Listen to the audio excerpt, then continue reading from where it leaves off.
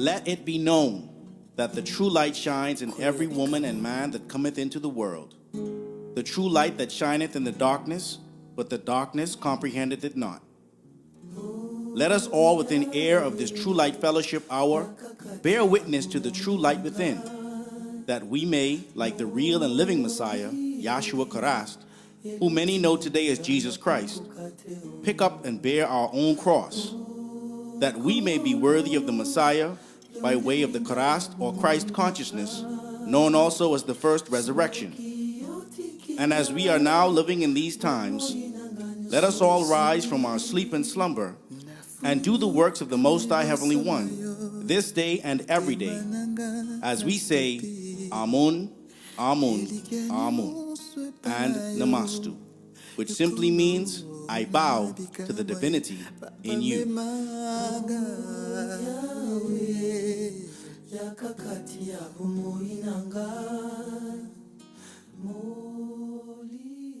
Well, Namastu again, and welcome to another Sunday service here at the Holy Qubtic Church of the Black Messiah.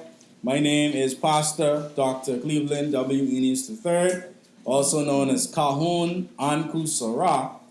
As always, we like to begin by greeting our listening congregation, those who may be hearing this message through the radio or Facebook or YouTube. We encourage you to come down to number 72 Meadow Street in historic Bain Town any Sunday at 9 a.m.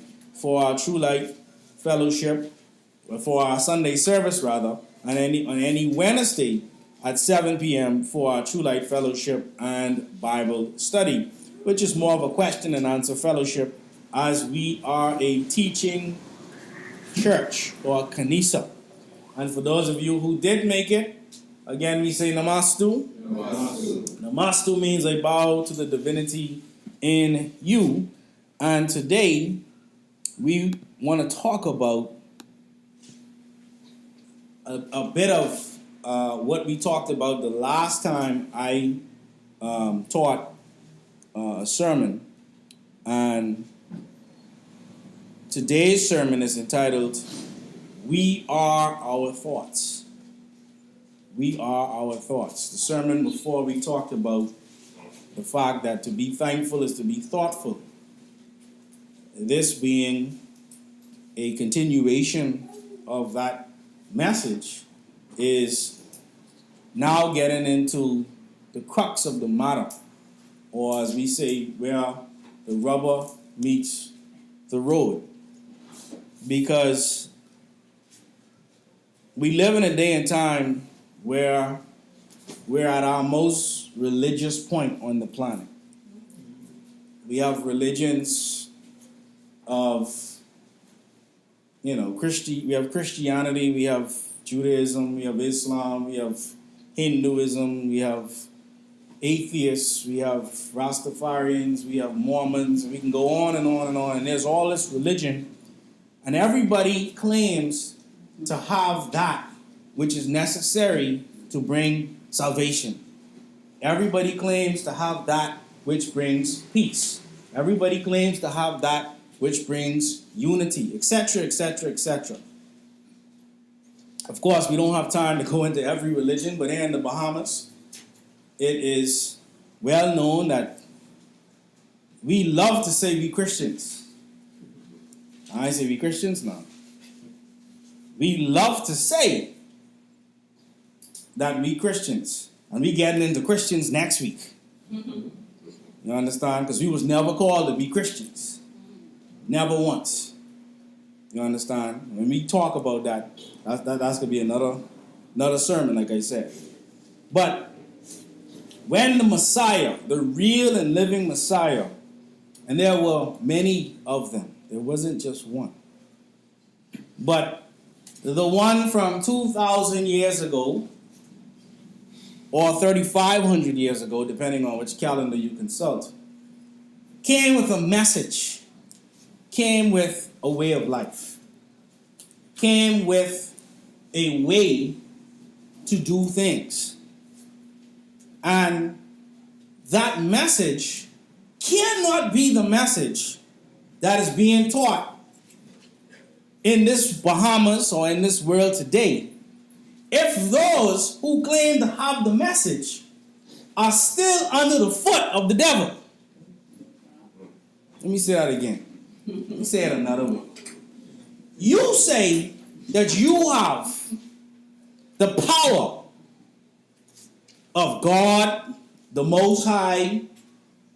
We say Ane. You claim that you have the power of the boundless universes. Insofar as the messenger in the name of Yahshua Christ that is falsely called Jesus Christ today, you claim to have this message, and this message is a message that literally ties you in with the creator of all the universes. You claim to have that. Yet, in having that, you are still burdened with debt. You are still burdened with sickness. You are still burdened with crime. You are still burdened with every ill that the same people who say they are not interested in being a Christian, they are not interested in going to church, they want to stay out all night and party. They want to eat what they want to eat. They want to do what they want to do. You in the same position and predicament as these people who blatantly tell you that they don't want nothing to do with your God, your religion, your Bible, or any of that. Matter of fact, if we want to be honest, a lot of them who say they don't want nothing to do with your God or your Bible or your Jesus, living better than you. Some may not know. Matter of fact, let me go a little deeper. A lot of the people who say they ain't want nothing to do with your God, your Bible, your Jesus, your salvation, you have to go beg money from them. To put into your church. Because your Jesus can't do it for you. Yeah, he said it. Cannot or isn't willing to. Whatever makes you feel better. So, I say look around you. Figuratively, literally. And I ask again, do you like what you see? In your life, in your family, in your community, in your nation? That is the question that you must answer every day, every moment. Do you like what you see? I dare say that none of us in here can say that we like on every level what we see. We, as atonists, I can speak for me. I can say I like the way that we're going. I like that we're improving. I like that we're getting better. I like that we are, becoming what it is that the Most High Heavenly One, Ane, is guiding us to become. I like that. I do not, however, like the environment that we have to do it in. But here's the thing with that. There's a man by the name of Buckminster Fuller. Buckminster Fuller, and I just came across him as I was researching for the sermon, so I'm just getting to know who he is. He could be a Nazi for all I don't know, but or not. But he said something that made a lot of sense. He said, "You never change things by fighting the existing reality. You never change things by fighting the existing reality." He goes on to say, to change something, build a new model that makes the existing model obsolete. Wow. Let me read that again. You never change things by fighting the existing reality. And you can write this down. You should write this down. I'll say it a couple times, right? You never change things by fighting the existing reality. To change something, build a new model that makes the existing model obsolete. What does that mean? And I'm going to go through it again for those of you just pulling out your pens. Right? What does this mean? Let's just take our time and let's just walk through it. So first of all, let's look at the first part of this statement. This is by Buckminster Fuller. Buckminster Fuller. You never change things by fighting the existing reality.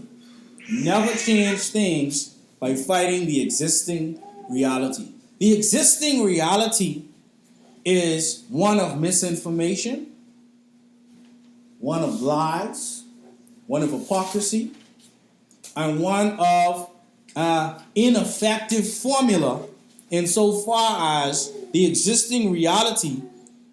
And when I say the existing reality, I'm speaking specifically about the church today. The existing reality of the church and even government is one whereby the majority of the people are not being well served. We can agree with that? Come on. The majority of the people are not being served by the existing reality. So we want to change the existing reality. We want things to get better in the churches. We want things to get better in government. We want things to get better in civic programs, etc., etc. However, you never change things by fighting the existing reality. So that is not what we're doing in the Holy Qubtic Church. We're not trying to come up against any church, or any government, or any person for that matter. Right? He goes on to say, to change something, build a new model that makes the existing model obsolete. To change something, build a new model that makes the existing model obsolete. So, the reality of the situation is, there was an original model. We are the Christians before Christianity. That's who we are in the Holy Qubtic Church. We are the Christians before Christ. Therefore, we would have never called ourselves Christians. We are Charastians, insofar as the word Christ is the word charast, that existed before the word Christ, which existed before what we know as Christianity today. So there was a model that already existed that allowed for us to tap into a source of power so great that nothing that we didn't put our minds to could not be done. Matter of fact, this was the frame of mind that people were in during the time of Nimrod. Amen? Anything that they imagined, because they were on one accord, they were able to do, as it says. And let's look at it. For those people who may not have heard that before, I think I'm just making it up. Genesis chapter 11. Because this is the model. The model is at-oneism, atonism. All right?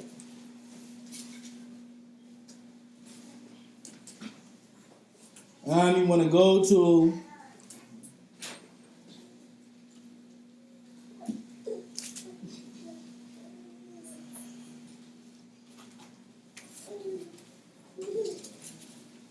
verse 6.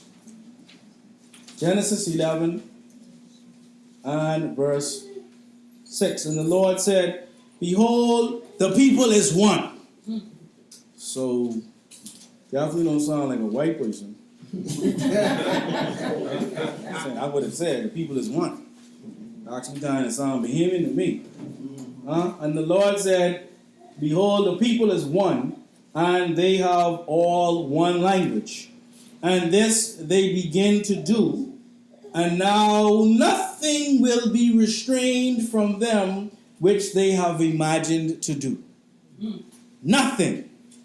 That's the original model. You understand? So, there's a model right now that is not allowing for us to do much of what we want to do. They even have something now called urban renewal. Let me show you something about urban renewal, yeah? They don't even know they do it. So they ain't mean no harm. They ain't mean no harm. But watch this. Me writing red. Okay?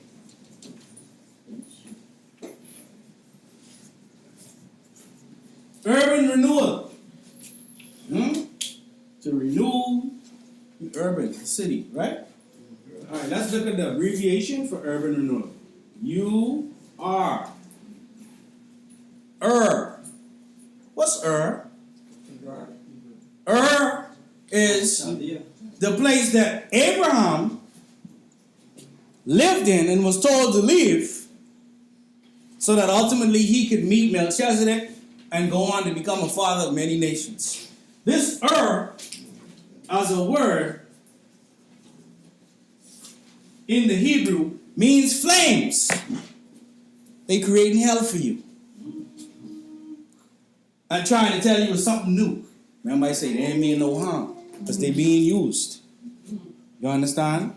Because unfortunately our leadership is blinded by greed and self-hate. By greed and self-hate. So any idea that they put forward is the idea that's already been seeded in them by those who never had their best interest in the first place, because they was trained by Britain. Matter of fact, they didn't consider you a leader or consider you serious if you didn't come from London. If you ain't made the number 10 Downing, then they wasn't checking for you. You understand? So now they have urban renewal. And the big sign right out there on the roundabout. I ain't see that last night. I see that when I was driving here this morning. I say,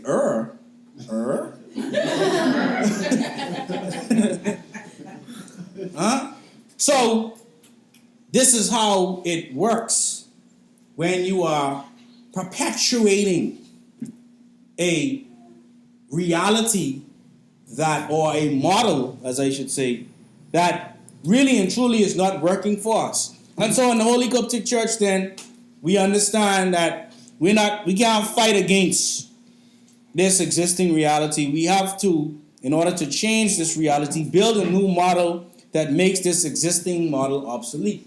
And so this is what atonism is allowing for us to do. Now, how do we go about doing this? As I said before, when you look around, whatever you see, whether you like it or don't like it, it is a product of your thoughts. When you look around and you see whatever it is you see, it is a product of your thoughts. So today we read out of one of our early parchments, the message of the Messiah to the world. And we're going to be reading, now I don't know, some of you may have a newer version, but I'm on page 36 and 37. I know there's a blue cover now. This is the one with the black cover. All right? And I'm going to talk to you today a bit about the importance of your thoughts and the importance of protecting the subconscious mind. Okay, page 36 and 37. All right? Because it's very important that we appreciate and understand, what the mind truly is and how we are to utilize it in order to create a new model or a new way of doing things that makes the present model obsolete. All you have to do is live atonism. If you want to fight back against adverse forces, then become yourself. That's it. That's all you have to do. Become you. And that is what they're afraid of. The devil is not afraid of guns. Because whatever gun you have, he got a bigger one. And he probably selling you the bullets too. So all you got to do is make bullets expensive. War over. So what does these what makes these adverse forces afraid? The truth. The truth. You understand? And this system is not built on truth, it's built on lies. And the Bible says you build a house on the sand, what happened? Eventually the water's got to come up, and then what? Your foundation gone, and the house get washed away. And that's the day and time we're living in right now. You understand? So we all have a foundation. Page 36 of the message of the Messiah to the world, because we have to now understand what the Messiah actually intended for us to learn. And it asks the question, what is unconsciousness? You should be aware of how dependent we are upon the subconscious. You're very dependent on your subconscious. So whatever it is that you do, whether it's play an instrument or do a sport, they call it being in the zone. I don't know if you've ever been there, but if you're playing an instrument and you can actually continue playing the instrument and talk to somebody, that means the subconscious mind is taking over and is allowing for you to play that piano or that drum or whatever it is you're playing. So you don't even have to think about it. That's the power of the subconscious mind. We don't understand that power, and this is why we are perpetuating hell. So you should all be aware of how dependent we are upon the subconscious and how the greater, the nobler, and the more endarkened our thoughts are, the more it is obvious to ourselves that their origins lay beyond our understanding. So there's things that we do that is beyond our understanding. Let's just stick a pin there. Let me tell you exactly what I'm talking about. Go to Original Books of the Bible, page 160, verse 17. And then we're going to jump down to verse 22.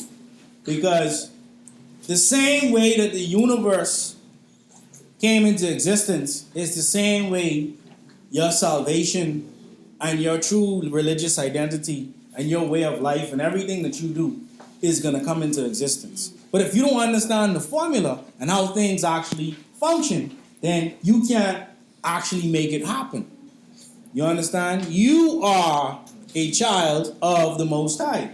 And the Most High has a specific way of doing things, very precise. You understand? Verse 17 on page 160, and this is coming from book number 9, the book of the processes of evolution. It reads, many Tamarins, or ancient Africans, have gone into bondage and have been afflicted with great mental, spiritual, emotional, and physical pains that have caused many to accept the ways of the Greco-Roman heathens. So, what has caused us to accept a model that at present does not work for us? What has caused that is we've been afflicted with great mental, spiritual, emotional, and physical pain. Slavery. Colonialism. We could go on and on and on. Yet Tamare, or ancient Africa, must awake. Yes, that happened, but you now have to wake up. It says, mysteries held sacred by the original Holy Qubtic Church. There is a precept, or within the angelic mysteries held sacred by the original Holy Qubtic Church, there is a precept which teaches that whatever begins to exist must have a cause, and that cause must bring about another cause, which leads to an effect. Let me say that again, because this is a precept now, not a concept. Precepts are before concepts. You understand? Precept. When you say sept, you're really talking about birth, as in contraception, conception. Because contraception is to go against birth. So does concept mean to go against the original precepts, which were before birth. You understand? So this is something that happened before the even birth of this planet. Right? It says, whatever begins to exist. So if you want to create a model that is so good that it makes the existing model obsolete. You know what obsolete means? Obsolete, for those who may not understand the word, means, let's look at these computers. Let's look at VHS tapes and technology. Because we now have digital, you understand, it has made what they call the analog world obsolete. You understand? Because we now have our phones, Walkmans, they become obsolete. Nobody walk around with a Walkman. And I have iPods now. iPods made Walkmans obsolete. So you didn't have to go on a crusade to get everybody to stop buying Walkmans. They just made a product that was better than a Walkman. And to the point where people say, well, why would I buy this and I could get this? You understand? And that's what we're teaching you how to do. Right? So, whatever begins to exist must have a cause. And that cause must bring about another cause, which leads to an effect. Now, some people say, well, how come the first cause don't cause an effect? It's because we're teaching you that you're coming out of triple darkness. You're coming out of 3 phases of creation. All of us came out of 3 trimesters. This solar system and this galaxy also came out of 3 trimesters. All right? And so far as there were 3 major points within our creation story that gave birth to what we know today as the Milky Way and ultimately this solar system and this planet. You understand? Things happen in 3s. Right? We'll get into that as we progress, but I just need you to understand that. All right? But it goes on now to verse 22. For the sake of time, I'll jump down to verse 22. All right? Verse 21, rather. Verse 21. Those amongst humanity who have true faith shall return to the Father's land on the mother continent, knowing that whatever begins to exist must have a cause. It follows logically that the universe has a cause. And since it cannot be the result of some prior natural process, the cause of the universe must be beyond physical nature. So, whatever caused the first cause to exist had to be beyond the physical nature or the actual existence of that which exists. So, whatever caused the universe to exist could not be a part of the universe. Because that which caused the universe to exist has to be older than the universe itself. Amen? And so, the same thing now you must apply to your life. That which is going to cause your well-being and your balancement and your peace and your salvation doesn't exist in the present state or the present model of how things are happening right now. Everything that you look at in the world today, right, that's supposed to help you and assist you from the very things in the world today can't come from the world that's causing you the pain and the strife and the chaos. Y'all understand what I'm saying? In the first place. So that which creates the model that is going to be better than the model that you are in time going to make obsolete has to be a model that doesn't come from what it is that you're subsisting on today. See, today we are subsisting on flames, urban renewal. Now, I'm not knocking the program because apparently it's an award-winning program. So this is not a political statement. I'm just trying to show you that in the height of them trying to do what's good, they're giving you help. You understand? So we go back into parchment. All right? The key, talking about the subconscious mind now. The key is to not seek to separate ourselves from our DNA and RNA linked to the etheric realm.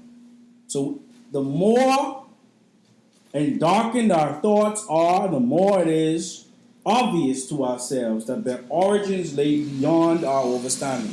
So our thoughts is what ultimately allows for anything in our world to exist. Everything around you started as a thought. The chair you're sitting in, the clothes that you're wearing, the car that you drove here in, the bus that you had to catch, the shoes that you're wearing. There's nothing that you're experiencing right now that was not originally a thought. And let me show you how thoughts work. If I have, okay, let me use an example of a an animal walking in the dirt. Okay? If a bird walks in the dirt or in the sand, that bird or that animal is going to leave a footprint, correct? The footprint that the bird or the animal or the person or whatever it is leaves in the sand or the dirt is only that which the shape of the foot is. So if the bird has 3 toes, or what you call them? Web feet, because it's three webs, then the imprint in the sand is going to be 3 webs. If a human being, barefoot, walks in that sand, and they have 5 toes, then the imprint is going to leave 5 toes and a foot. If they put their hand down, you're going to see 5 fingers and a hand. Only thing that can be imprinted in that sand or in that dirt is what was put there. And that's how thoughts work. The thought is the hand, the thought is the foot that ultimately you put down in the sand. The sand is your life.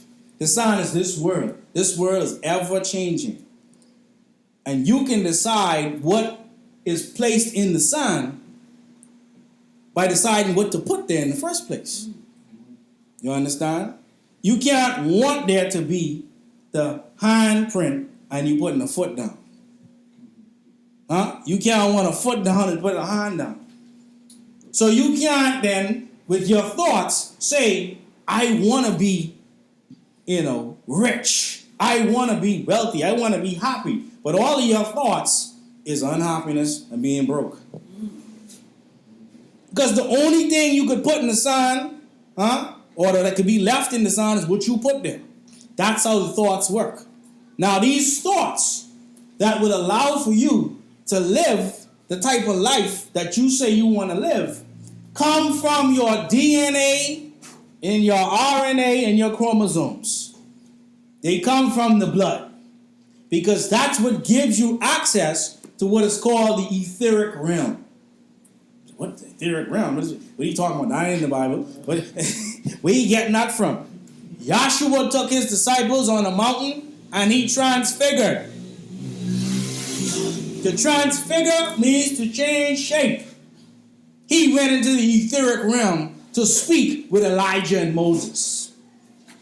And they must have had name tags because there wasn't no pictures back then, right? So how did they know it was Elijah and Moses? Because someone kept speaking with Elijah and Moses for all those generations and eventually introduced Yahshua to Elijah and Moses so that when it was his time to introduce some other people to Elijah and Moses, he could say, this is Elijah and Moses. Moses representing the law, Elijah representing the prophets. I did not come to change the law or the prophets, but to fulfill them. The law and the prophets wasn't some book. That wasn't what he was saying. He was saying, in the example of Moses, we have the law. In the example of Elijah, we have the law. And he had that access through his DNA, his RNA, and his chromosomes. So, if you are able to tap into the thoughts that is going to allow for you to build a model that's going to cause this existing model to become obsolete, you have to go back into your blood. That's what it means to be saved by the blood. Have you ever asked yourself, how is it that humanity finds itself endowed with tact, instinct, sense of beauty and art, music, etc.? How do you know when good music is good music? How do you know when, you singing about God, but you can't sing? Your ears don't even go for that. Your brain is be like, great message. Really love the message. However, tone off. Pitch off. Probably could be a good songwriter, not a good singer. That's the reality, right? What allows for you to do that? The value of the subconscious is enormous as it inspires us. It warns us. It furnishes us with names, facts, and scenes from the storehouse of memory. What's the girl name again? I can't remember. Anyway, it'll come. What does that mean? It'll come. Once you decide, I'm trying to figure out what the girl name, the subconscious mind goes looking for it. When you finish, you talking 2 minutes later, that's right, she named Jazzy. Remember Jazzy? Yeah. All of a sudden, Jazzy name just jump up. That's the subconscious mind working on your behalf. It directs our thoughts, tastes, and accomplishes tasks so intricate that no conscious mind, even if it had the power, has the capacity for it. So you can afford to want to be conscious only. The conscious community. But if all you are is conscious, then you're not benefiting from the subconscious. See, you can lift your arm at will. You can lift your leg at will. You can move your mouth. You can blink your eye. You can do all that. You can't stop your heart from beating. You can't stop your blood from flowing. You can't stop from blinking. You could try, play the blink game. You know what I'm saying? But eventually you can blink. There's a part of you that is voluntary, and there's a part of you that's involuntary or involuntary. The involuntary part of you is the subconscious. And that is the part of you that allows for you to do things that are necessary and vital for your life. If we had to remember for our heart to beat, you walk around and fall. What happened? I had so much on my mind, I just forgot to keep my heart beating today. What happened to you? Oh, my blood, I forget how my blood was supposed to be flowing, and I just forgot. You don't have to remember that. You ain't got to remember to grow your hair. What happened to you, girl? Child, this past 3 weeks, I used to forget to grow my hair. Big man walking around with teeth. What happened to him? He never learned how to grow his teeth. So he been eating bananas for 30 years. You see what I'm saying? You ain't got to remember to grow your teeth. It grows. It goes on to say, you can walk at will. You can raise your arms whenever you choose to do so. You can give your attention through eye or ear to any subject or at will. On the other hand, you cannot stop your heartbeat or the circulation of the blood through your body, or the growth of stature, or the formation of nerve and muscle tissues, nor the building of the bones, nor many other important vital processes. Of these two powers, the outward and changeable has been termed the conscious mind. So the outward and changeable is the conscious mind, or the objective mind, dealing with the outward objects. The interior power is called the subconscious mind, or the subjective mind. And besides its work on the mental plane, it controls the regular functions which make life possible. So you have a power that you walk around with that you've not been taught to tap into. Or I should say, we as a community have not been taught to tap into, because it keeps you in a mode of dependency. See, I can need the government to do this for me. I can need the pastor to do this for me. I can need my boyfriend or my girlfriend or my husband or my wife to do this for me, because I realize I could do it for myself yet. It is necessary to have a clear understanding of their respective functions on the mental plane, as well as of certain other basic principles. So you cannot play the game unless you know the rules. Bottom line, you could try. You could talk, but you know the rules. You're supposed to be on third base, you're on the pitcher's mound. Someone will whisper to you, you're supposed to be over there. You're supposed to be the quarterback behind the center, you lining up by the wide receiver slot. Like, no, you got to get the ball first, bro. Perceiving and operating through the 5 physical senses, the conscious mind deals with the impressions and objects of the outward life. The impressions. The results of the thoughts. It has the faculty of discrimination, carrying with it the responsibility of choice. Here's where our conscious mind now begins to help us to build a reality that will allow for us to come into our fullest potential. Pay attention. It has the power of reasoning, so that's choice. It's the conscious mind. The conscious mind has the power of choice. It has the power of reasoning. Hope you all taking some notes. whether it's inductive or deductive reasoning or analytical. And this power may be developed to a high degree, for it is the seat of will with all the energies that permeate from within. So the seat of will. Will I allow this thought to enter my subconscious mind? Let me explain what I mean. The world or the devil or adverse forces or disagreeables or whatever you call it has no power over you. All they can do is suggest. But let's look up the word suggest. The word suggest etymologically means, the word suggestion as a noun means a prompting to evil. A prompting to evil. That's what the word means. So when someone is suggesting to you, this is the original meaning. I can suggest that someone not do evil, but the original meaning of the word is a prompting to evil, from the Anglo-French and Old French suggestion or a hint, a temptation.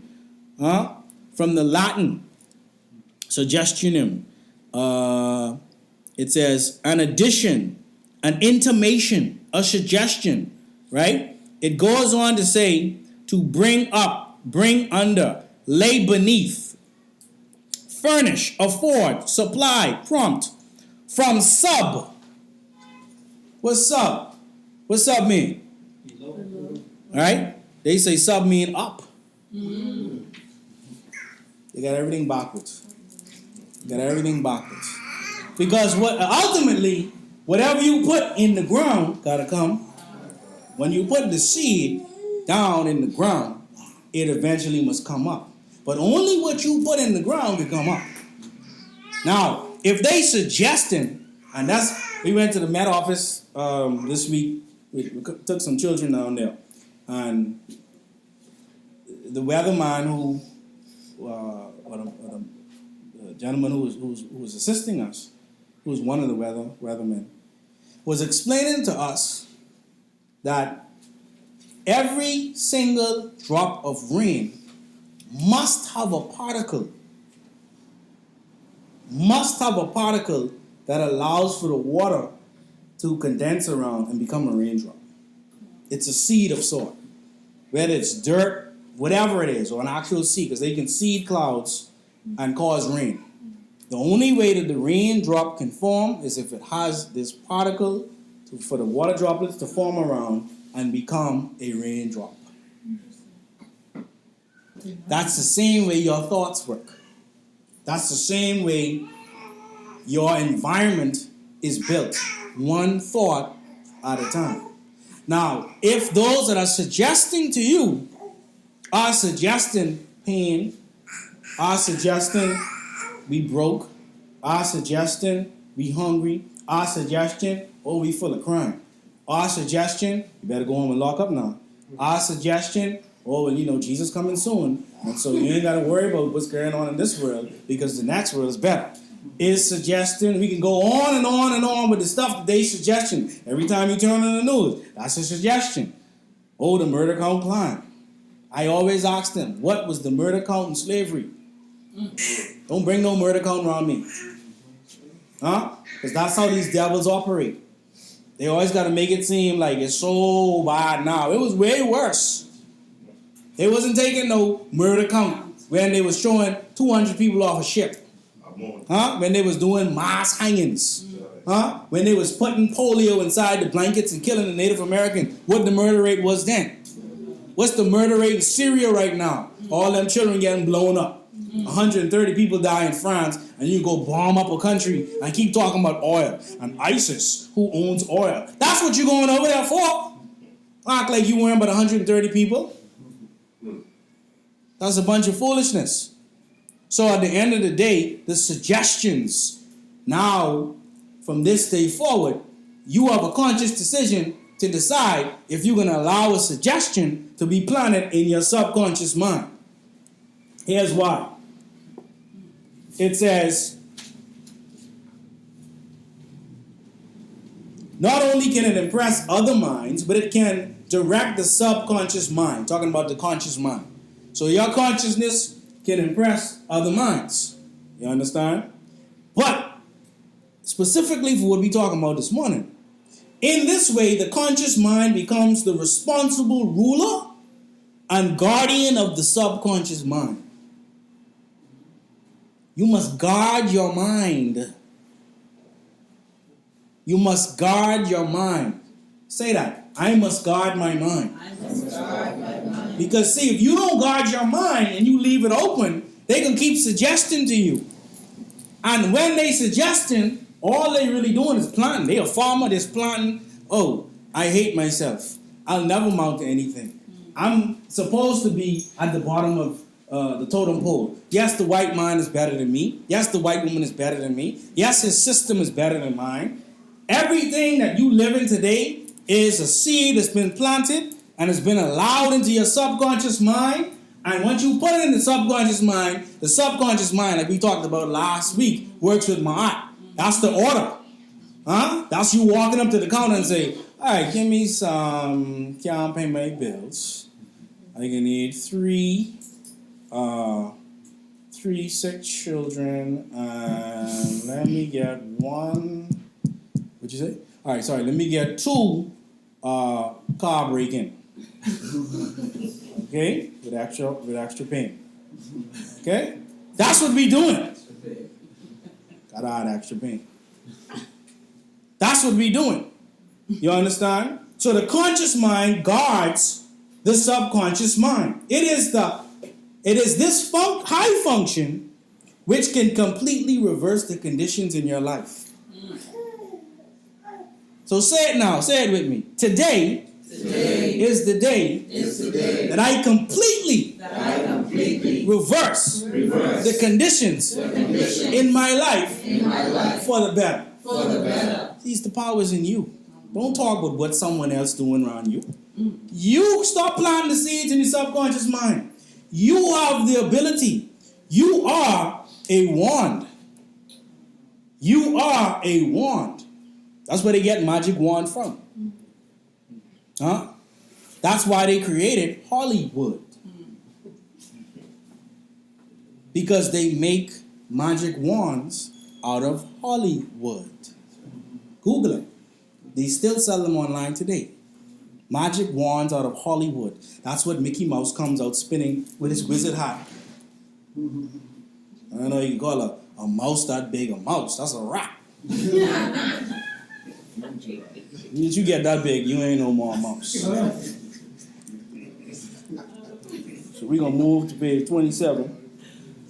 Because at the end of the day, you see, I didn't allow them to plant mouse in my mind. I said, that's a rat. It's Mickey Rat. Don't roll off the tongue, but that's what my children can learn. That's Mickey Rat. So we then must become tuned in. Now we say tuned in often, but what does that actually mean? Because if you're going to stop from these disagreeable and negative seeds from being planted in your subconscious mind, then what are you going to allow to be planted there? Well, let's look at the word tuned in. The phrase in tune, rather, not tune in, but in tune. The phrase in tune comes from metaphysics, which deals with the facts of Tamre, that teach each being is actually a receiver having nerve fibers that produce an electrical impulse, and as such the impulse must vibrate on a certain frequency in order to be able to receive that which is being broadcasted on a certain station. This is not metaphorical. There is an actual station that the guardian angelic hosts are broadcasting that you must now begin to tune into. You understand? Now, what causes you to not be able to tune into that station is when your nervous system is totally out of whack. Now, what causes your nervous system to be totally out of whack are all the distractions that they consistently place in your life. And usually when they really want to get to you, they'll get to someone close to you. Because they can't get to you. You understand? And so they will make sure that your emotions and your nervous system is so out of whack that you can't tune in. So every time you ask for an answer, all you hear is shh. Huh? You ain't hearing what you supposed to be hearing because you don't know how to tune in yet. Thus, the angelic hosts who do exist are vibrating on a certain frequency. So you being a child of the Most High have to understand that there's a frequency that you must begin to vibrate on. And in order for people to be able to perceive them, the angelic hosts, the human nervous system needs to be tuned in like a TV station or a high-speed server or a radio station. Now this radio station, it says this Karast consciousness. The consciousness that you need to be tuned into is the Karast consciousness. See, the Karast consciousness is the model that is so good that it's going to make this existing model obsolete. The Karast consciousness is going to put the power back in your hands. Because that's what Yahshua came to show us. You have the power.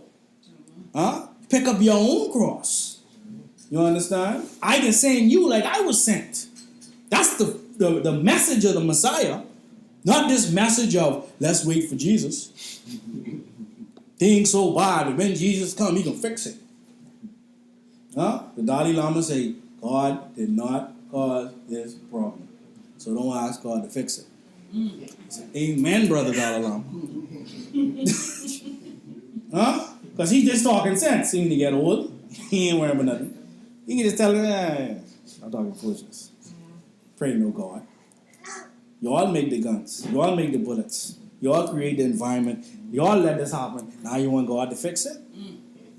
Huh? God give you a brain, the same brain will cause you to make the gun. Let it make peace. This Karast consciousness is also called within the mystery schools of Tamaray or the Asarian or Ascetian society a universal consciousness from which many so-called New Age societies get their use of the same phrase. Even further, we are taught that the universal consciousness of which living ether, when we talk about living soul force ether, all right, these are composed of what is referred to as the universal consciousness. But this universal consciousness must first visit the mind of its progeny. It must first go to its children. You, the Nubian Melanites, the so-called black man and the black woman, the original people of this planet. And it must visit their minds with the facts, the precepts, the concepts, the formulas, rights, information, and information necessary to bring about the liberation and self-governance. And then the minds of all others is also visited, especially since to every nation of people the guardians send warners and guides by raising one from amongst their own race and kind. So you're being seeded, but are you consciously taking the seeds and spitting them out? Or are you consciously allowing those seeds to be buried in the subconscious mind so that what is produced by you is the fruit of the seeds of the Most High Heavenly One, a.k.a. and the guardian angelic host, to the point where you so in tune, they can't know the difference between you and an angel. They don't know the difference between you and an a.k.a. because you right in line, you right in tune, you right in or at one with the universal consciousness. Because the universal consciousness, here's how we said it, or people still say it today, in Christianity, Greco-Roman Christianity. God is what? All-knowing, all-powerful, and everywhere. Correct? Mm-hmm. So, if God is all-knowing, all-powerful, and is everywhere, then that which is inside of you got to be God. Huh? Don't tell me that I got to look for God without telling me to look for myself at the same time. Because while you sitting there praying, who there but you? You! You're talking to yourself. Looking up into the sky for. Huh? The point of the matter is, though, is that we as a people are haughty. We as a people, we know it all. We got it all figured out. And while you know it all and got it all figured out, the devil throwing seeds. There you go. Carry your broke self. Carry your ugly black self. Carry your picky head. Come here. Come get some of this pen. Come get some of this robbery. Come get some of this rape. And you there, oh yes, thank you. Because it's a tradition. See, the tradition is to take on all that foolishness and the planning inside of you, and then we come together and complain about it and call it church. That's the tradition. The tradition is to take on all the pain, to plant a garden of chaos. And then when we come to church, I can tell you about my chaos, and you can tell me about your chaos. And we all, in a chaotic fashion, come together and say we talking to God when we ain't talking to nobody. When we ain't doing nothing, and the pastor there robbing us while we in pain. And that's what we call in church today. So, we end today then by simply saying that we must be taught. Let's go to Psalm 25. Because we did touch on Psalm 25. I want to point to something in Psalm 25. Because you have the power, but you got to be willing to be taught. You consciously decide if you want to take the seeds of the Most High and plant them into your subconscious mind so that they can leave an imprint of success in your life, or you choose not to and you allow for the chaos to be stored inside of you. I want to show you something in Psalm 25.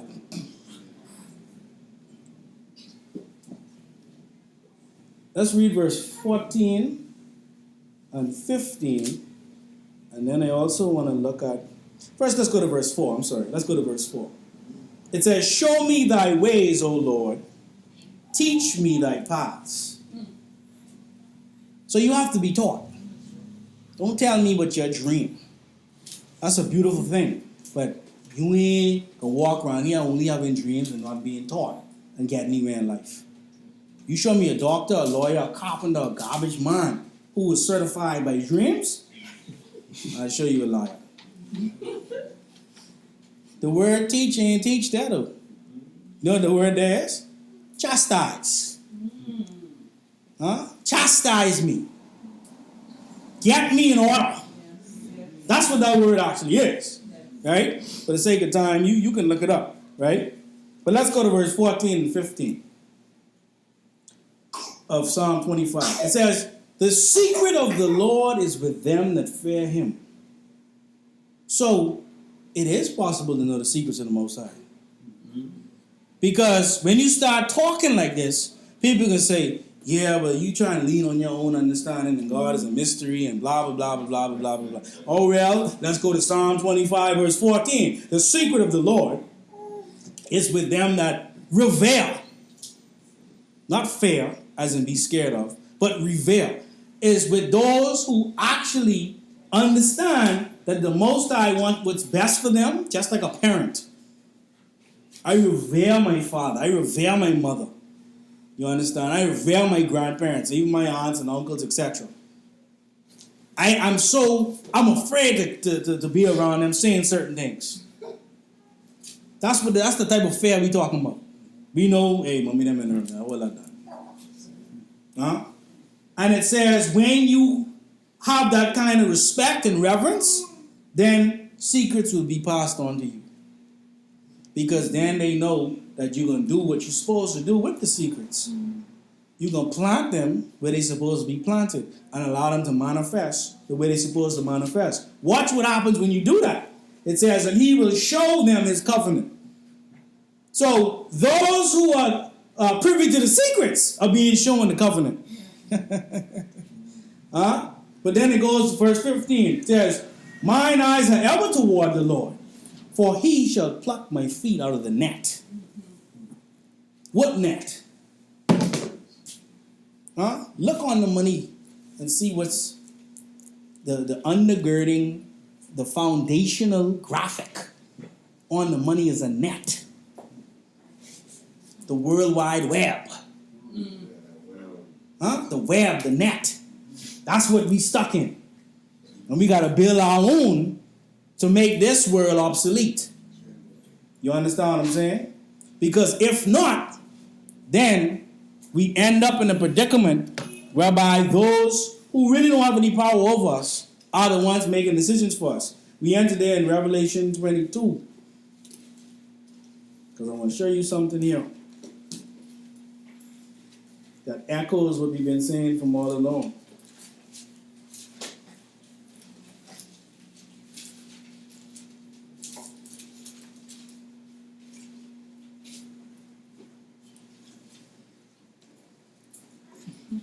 Let's start at verse 6. Revelation 22 and 6.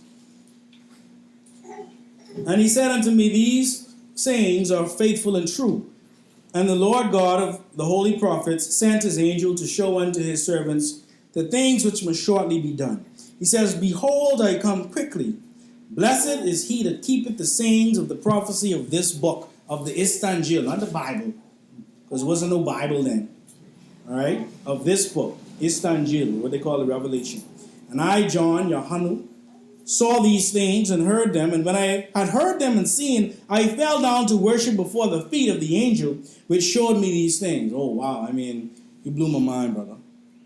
You know what I'm saying? To the point where I got to fall down to your feet and worship. Then saith he unto me, see thou do it not. I can need you to not do that, though, brother. I can need you to not bow down to me, okay? Huh? Don't do that for me, please. For I am thy fellow servant. Matter of fact, me and you are both angels. And of thy brethren, the prophets. Me and you are both prophets. I'm just trying to bring you up to speed. I'm just trying to tune you in. Huh? And of them which keep the sayings of this book. He said, but you know who you're supposed to worship? An-ne-re. That's who you worship. The Most High Heavenly One. Jesus never said for him, nobody to worship him. You show me that in the Bible. Show me it.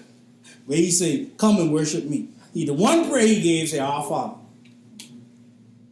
He said, why y'all calling me good? I ain't good. Ain't nobody good but the Father. Huh? Verse 10, and he said unto me, seal not the sayings of the prophecy of this book, for the time is at hand. He that is unjust, what? Let him be unjust still. Stop worrying about other people.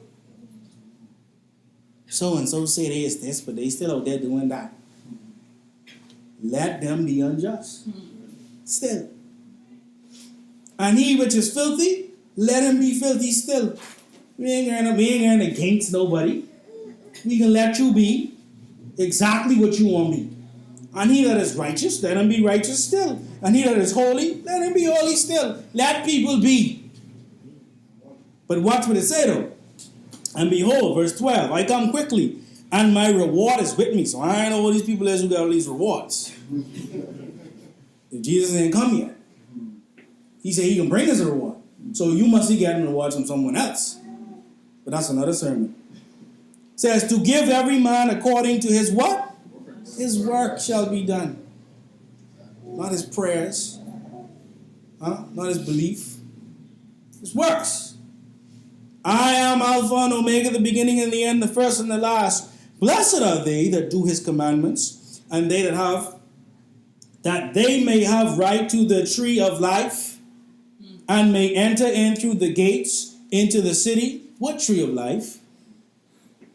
The tree of life is inside of you. That tree is a tree that, what they call your spinal column, which is at the center of the nervous system that we just talked about, that you're supposed to tune in order to be able to broadcast or catch the broadcast, so that you could get the type of seeds that's needed to apply into the subconscious mind, so that you could get the instructions on how to build heaven on earth.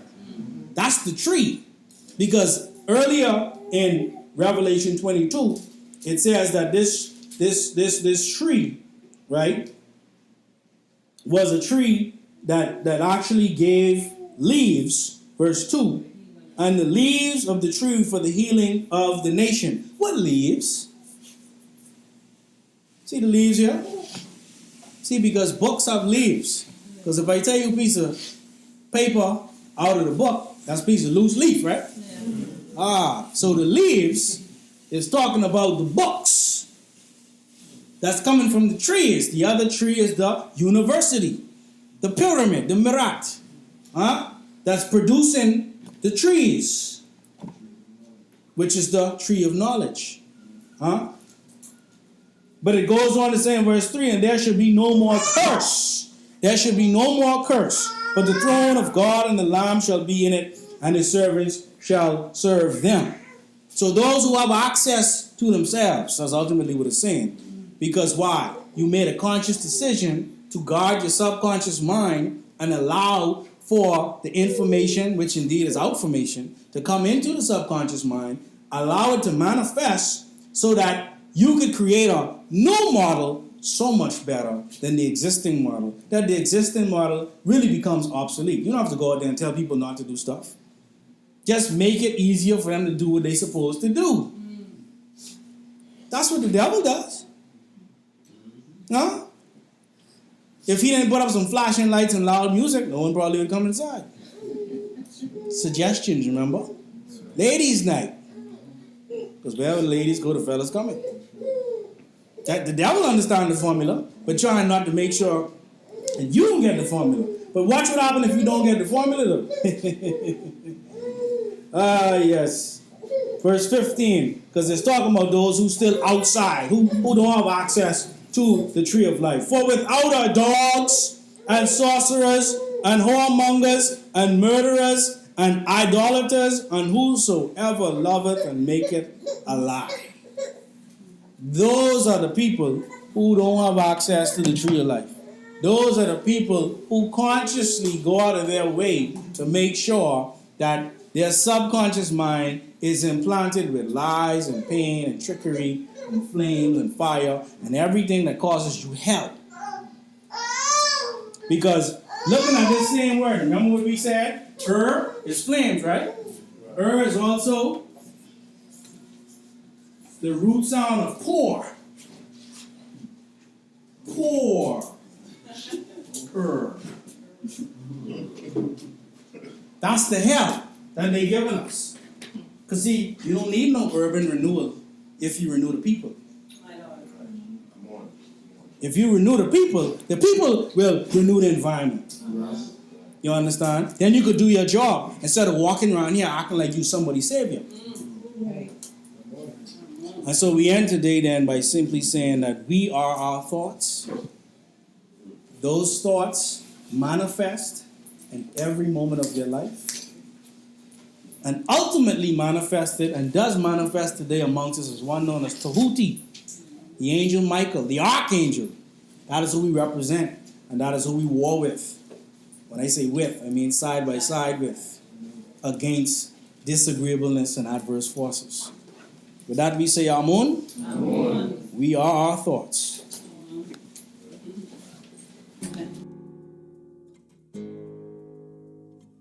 You have been listening to the True Light Fellowship Hour, brought to you by the Qubtic Church of the Black Messiah, Journey Home Group International, and our advertising partners, of whom we are very thankful. We are located at number 72 Meadow Street in historic Baintown and led in the Bahamas by Pastor Dr. Cleveland W. Eneas III, also known as Ka-Hun, Anku Sa Ra. If this message has been a blessing to you today, and you feel it in your heart to assist us in bringing forth this weekly message by way of advertising or otherwise, or you wish a copy of this message, we ask that you please contact us at 242-426-1148 or email us at qubticrevealer@gmail.com. That's QUBTIC revealer@gmail.com, or on Facebook, the Qubtic Church of the Black Messiah Journey Home Group International, Bahamas branch. We bow to the divinity in each and every one of you by saying, Namastu.